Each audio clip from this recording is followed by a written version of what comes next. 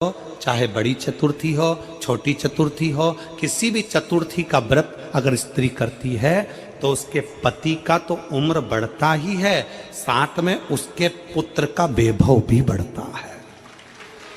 उसके पुत्र का वैभव भी बढ़ता है, उसकी संतान का सुख भी बढ़ता है। चौथ का व्रत अगर स्त्री करती है तो बच्चों का वैभव भी बढ़ता है। जिसकी फैक्ट्री नहीं चल रही हो,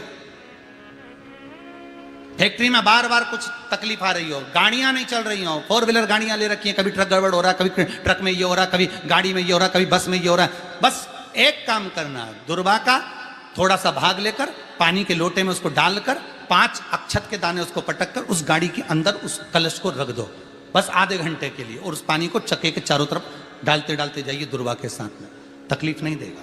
फैक्ट्री का भी यही प्रमाण है। दुर्वा में वो अमृत तत्व छुपा है जिसका सुख आनंद दे जाता है। बेलपत्री की मध्य पत्ती पर,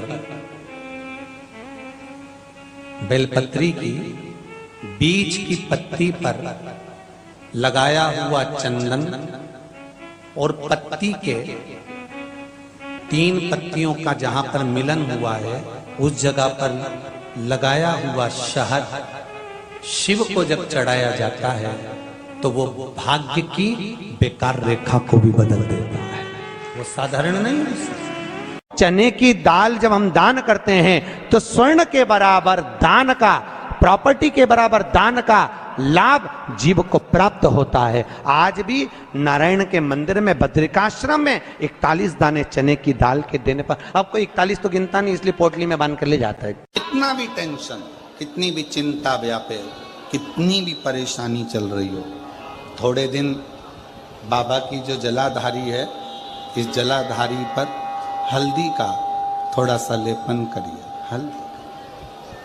हल्दी का लेपन कर कर जिस पात्र से शिवजी को जल चढ़ाओगी उसी पात्र पर अपनी 3 उंगलियों का स्पर्श हल्दी का कर कर फिर बाबा को कुंदकेश्वर महादेव के नाम से जल चढ़ाना प्रारंभ करें। जो हल्दी का लेपन आपने जलाधारी पर करा है उसी जलाधारी की 1 उंगली कलश पर लगाकर लेकर आओ। घर के अंदर जब प्रवेश करो या व्यापार में प्रवेश करो तो जो कलश पर हल्दी लगाकर लाए हो वही दरवाजे के ऊपर थोड़ी सी मात्रा में कुंदकेश्वर महादेव के नाम से लगाना प्रारंभ कर दो। कैसी भी चिंता हो 7 से 8 दिन में वो चिंता समाप्त होगी ही होगी। कभी मौका लग जाए अपनी जिंदगी में, कभी मौका लग जाए, कभी तुम्हारी जिंदगी में मौका लग जाए, सिद्धि विनायक गणेश जी का दर्शन करने के लिए जाओ, दगड़ू गणेश का दर्शन करने के लिए जाओ, अष्ट विनायक का दर्शन करने के लिए जाओ, उनके मंदिर में एक बार आवाज लगा कर कह देना हर हर महादेव। सबसे ज्यादा खुश होंगे मेरे गणेश जी महाराज, आज तो मेरे पिता का आशिक आया है, आज मेरे पिता को चाहने वाला आया है, और पिता का प्रेमी मेरा भी प्रेमी। कभी हरि विठ्ठल का दर्शन करने के लिए पंढरपुर में जाओ, क्योंकि भारत की भूमि पर केवल एक भगवान नारायण का मंदिर ऐसा है, पूरी भारत की भूमि में क्या पूरे विश्व में केवल भगवान पांडुरंगा हरि विठ्ठल का मंदिर ऐसा है जिसमें भगवान विष्णु के सिर पर शंकर का शिवलिंग है। वो पूरी दुनिया में एक हरि विठ्ठल में, केवल पांडुरंगा हरि विठ्ठल। इसलिए पंढरपुर में दर्शन करने जाओ, विठ्ठल विठ्ठल विठ्ठल विठ्ठल विठ्ठल विठ्ठल के साथ में एक आवाज और होना चाहिए, हर हर महादेव। तो हरि विठ्ठल प्रसन्न हो जाते हैं। मेरे मस्तक पर जो शिव बैठे हैं उसको देखकर आवाज लगा रहा है हरि विठ्ठल। जो बेटा बेटी नौकरी के लिए अप्लाई कर रहे हैं, जो बेटा बेटी चाहे सरकारी नौकरी हो, प्राइवेट नौकरी हो, सर्विस के लिए अप्लाई कर रहे हैं, उन बेटा बेटियों से निवेदन है, दुर्वा शिवजी को समर्पित कर कर केवल दूब जानते हो ना, दुर्वा सब जानते हैं। दुर्वा जो माला पिनाई थी उसमें बहुत सारी लगी दुर्वा। जो बेटा बेटी सर्विस के लिए अप्लाई कर रहे हैं, तुम मेहनत करो, पढ़ाई करो, खूब पढ़ो, खूब तैयारी करो, अच्छे से तैयारी करो। जितनी मेहनत तुमने पूर्व में करी उससे दुगनी मेहनत तुम करो उस नौकरी को पाने के लिए। और साथ में जब एग्जाम के लिए जाओ, कहीं इंटरव्यू देने के लिए जाओ, दुर्वा शिव जी को, इस दुर्वा का जो डंडी का मुख है ये अशोक सुंदरी वाली जगह फिर समझ लीजिए, जैसे ये शिवलिंग, ये गोल जलाधारी, यहां से पानी नीचे गिरता है, बीच में अशोक सुंदरी का स्थान होता है। तो ये जो दुर्बा हम चढ़ाएंगे तो इसका डंडी का मुख शिवलिंग की पर चढ़ाएंगे, तो ये शिवलिंग पर डंडी की जो भाग है वो अशोक सुंदरी की ओर हो गया और ये भाग इस ओर हो गया। शिव जी को समर्पित कर कर पहले दुर्बा चढ़ाएंगे, उसके बाद में देवाधिदेव महादेव को एक लोटा जल जो तुम घर से लेकर गए हो वो समर्पित करो। 3 महीना लगातार अपनी पढ़ाई की मेहनत करो, अपने इंटरव्यू की मेहनत करो और खूब अच्छा पढ़कर साथ में 1 लोटा जल और दुर्बा, शिव जी को भले 10 दुर्बा की जगह केवल 1 दुर्बा चढ़ाओ, चढ़ाकर जल चढ़ाना। 3 महीने तक लगातार बाबा से प्रार्थना करना। विश्वास कहता है अगला पत्र तुम्हारा व्यासपीठ पर होगा, नौकरी मिलेगी, निश्चित है। आप करो मेहनत, कर्म करने में पीछे मत हटना, पढ़ने में पीछे मत हटना, विद्या अध्ययन करने में पीछे मत हटना, अच्छी एजुकेशन पाने में पीछे मत हटना। पहले मेहनत अपनी करो। पूर्व में जो इंटरव्यू दिए हैं उसमें जितनी कमी रह गई, अगली कमी को पूर्ण करने के लिए अच्छी मेहनत करो, खूब पढ़ो, खूब अच्छे से विद्या अध्ययन करो और फिर बाबा पर समर्पित होकर जाओ, बाबा पर विश्वास कर कर जाओ, भरोसा पूरा कर कर जाना।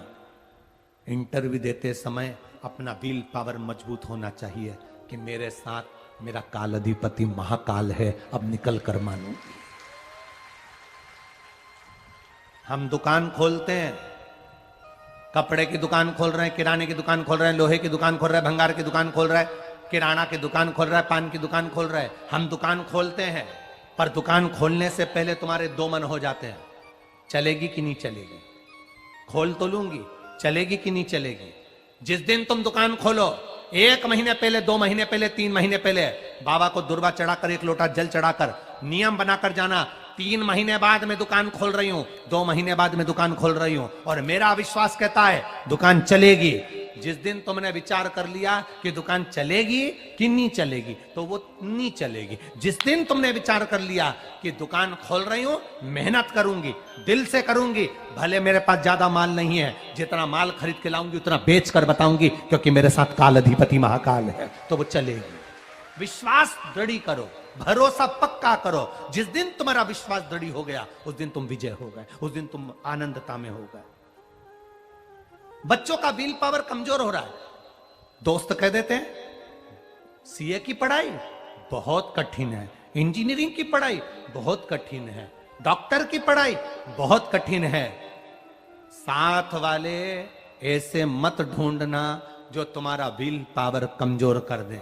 ये वाली फैक्ट्री खोलेंगे तो हो सकता है नुकसान हो जाए, इसलिए ये फैक्ट्री खोलने का मन नहीं हो रहा है। फैक्ट्री का सेटअप जम गया, सब कुछ जम गया और मालूम पड़े, विचार करा कौन चलाएगा, कैसे होगा, कैसे चलेगी, तो वो फैक्ट्री कभी नहीं चलेगी। तुमने सोच लिया कि अपने क्षेत्र में नहीं है, मेहनत करूंगा, 4 चांद लगाऊंगा, कहीं पर भी जाऊंगा, पर जीत कर बताऊंगा, तो वो फैक्ट्री भी भग दौड़ेगी। निश्चितता है, आपका विल पावर कमजोर नहीं होना चाहिए। शिव महापुराण की कथा यहां तक कहती है मंदिर में जल चढ़ाने जाओ तो अपने घर से जल लेकर जाओ।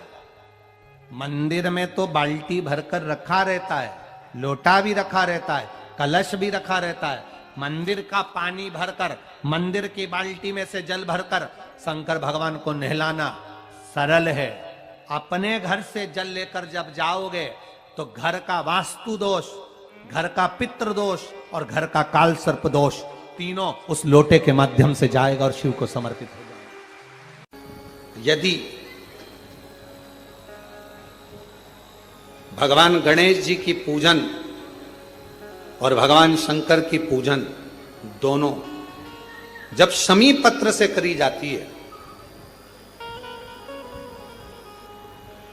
तो शरीर में कैसा भी रोग भरा पड़ा हो, डॉक्टर ने कह दिया कि यह बहुत बेकार रोग है और ये रोग इसका पीछा नहीं छोड़ेगा, यदि आपको डॉक्टर ने कह दिया कि ऐसा है, डॉक्टर की दवाइयां लो, जांच कराओ, डॉक्टर को दिखाओ, रिपोर्ट लाओ, पर साथ में 7 स्थान बताए हैं जहां पर शमी पत्र को अगर चढ़ाते रहे तो वो रोग कितना भी बड़ा हो, आखिरी में वो रोग समाप्त हो ही जाता है। 7 स्थान बताए शमी पत्र। अब शमी पत्र के 7 स्थान तो बताएं, पर शमी पत्र की इतनी महत्वता क्यों है, मंदार की इतनी महत्वता क्यों है, गणेश जी की पूजन में, शिव जी की पूजन में इतनी महत्वता क्यों है? 7 स्थान पर शमी पत्र का वर्णन किया गया। 7 स्थान शिव महापुराण के वो 7 स्थान शिवलिंग के आप लोग देखेंगे, दर्शन करेंगे। ये मानकर चलिए ये जलाधारी है, ये जहां से जल बहता है वो स्थान है, ये शिवलिंग है। समझ में आ रहा है सबको? ये शिवलिंग, ये जलाधारी, ये जल बहता है वो स्थान, बीच में अशोक सुंदरी का स्थान, गणेश जी कार्तिकेय जी का स्थान, माँ जगत जननी का हस्त कमल, शिवलिंग, ऊपर जलाधारी में जया, विषहरा, शामली बारी, दौतली, देव। 7 स्थान बताए। पहला स्थान अशोक सुंदरी का स्थान, द्वितीय स्थान भगवान श्री गणेश जी महाराज का स्थान, जहां गणेश जी का स्थान है सीधे भाग में उस स्थान। तृतीय स्थान मां पार्वती जी का हस्त कमल। चतुर्थ स्थान भगवान शंकर का शिवलिंग। चौथा स्थान। 5वां स्थान नंदी का उठा हुआ चरण, जो नंदी का पांव उठा हुआ रहता है एक आगे वाला, 5वां स्थान। और 2 शमी पत्र भगवान शंकर के सम्मुख में से अपनी कामना कर 3 बार पंचाक्षर मंत्र का या श्री शिवाय नमस्तुभ्यम का स्मरण कर वो शमी पत्र भगवान शंकर के शिवलिंग पर फिर समर्पित कर दिया जाए। अगर ये 7 शमी पत्र समर्पित कर एक बेलपत्र शिव जी को समर्पित करा जाता है तो धीरे धीरे कैसा भी बड़े से बड़ा रोग हो वो धीरे धीरे कटना प्रारंभ हो जाता है। गणेश पुराण में आता है कि शमी वृक्ष की पत्ती को जब कोई नारी, पुरुष, बच्चा, बूढ़ा, जवान उस शमी के पत्ते को बेलपत्र के साथ लेकर जब शिवालय तक जाता है, जितनी देर तक वो शमी का पत्ता उसके हाथ में रहता है, जितनी देर तक शमी का पत्र उसके घर में रहता है, जितनी देर तक शमी का पत्र उसके स्पर्श में रहता है, उतने उतने शरीर के रोग, दुख, ताप काट देता है और उसे अलग से बल प्रदान कर देता है। शमी पत्र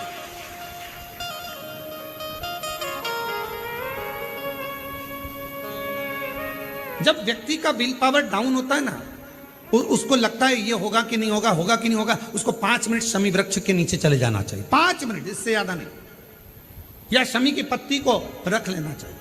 में पहले एक नियम चलता था, आप लोगों के जिंदगी में भी, आपका भी बुढ़ापा आया होगा, आप भी युवान अवस्था में आए होंगे, कभी तो स्कूल गए होंगे, कभी तो पढ़ने गए होंगे।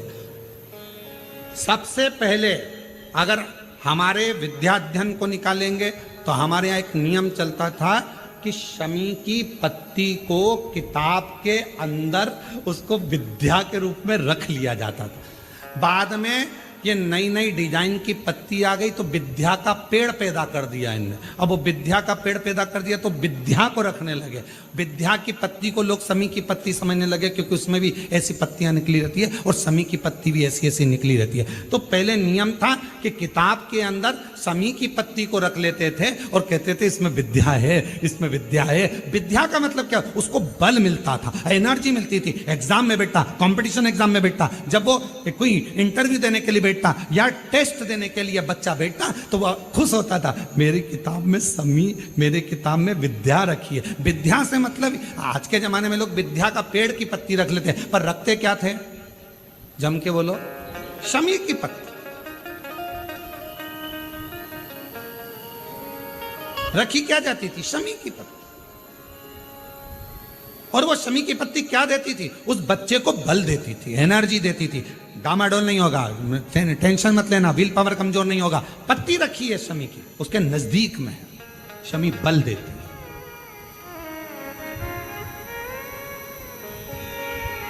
जो ये ऑनलाइन कथा चल रही है, ये शमी मंदार शिव महापुराण की कथा चल रही है। शमी कथा और बहुत सावधानी से इसका स्मरण करिएगा कि एक शमी के वृक्ष की पत्ती कितना बल देती, कितना।